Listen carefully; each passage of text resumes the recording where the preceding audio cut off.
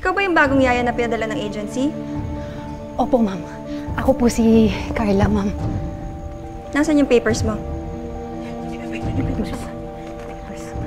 Bilis! Ito, ma'am. Pakabagal talaga. Nasabi ba sa'yo ni Marucci yung rules dito sa bahay?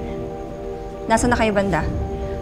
Yung ika-10 utos na lang po, ma'am. Yung hindi pa po nasasabi. The 10th and most important rule is bawal landiin ang asawa ko.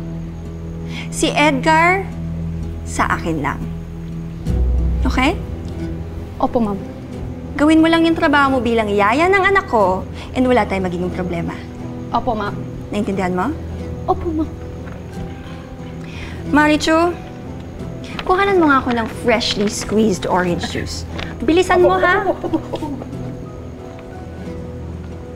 Pakabagal ng mga tao dito.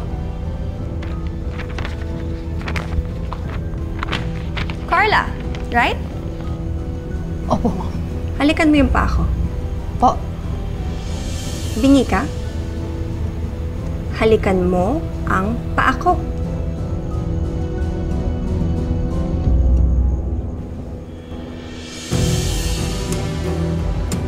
Opo.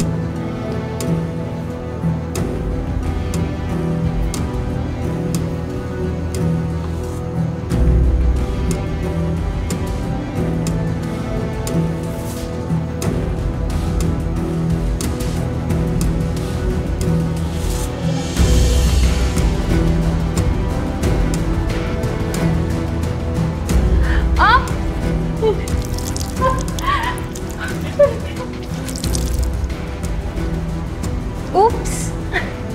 I'm so sorry. Joke lang yun, ah.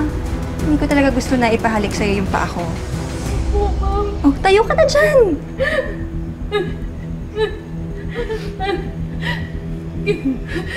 Pwede ka nang tumayo.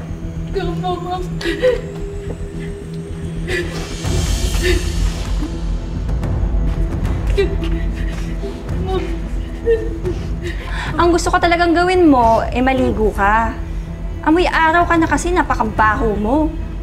Tapos yung scalp mo, it's so stinky.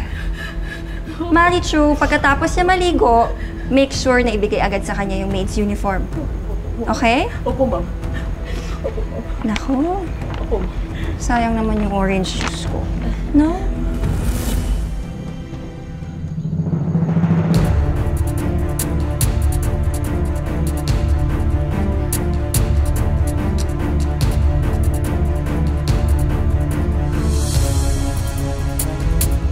Sorry po.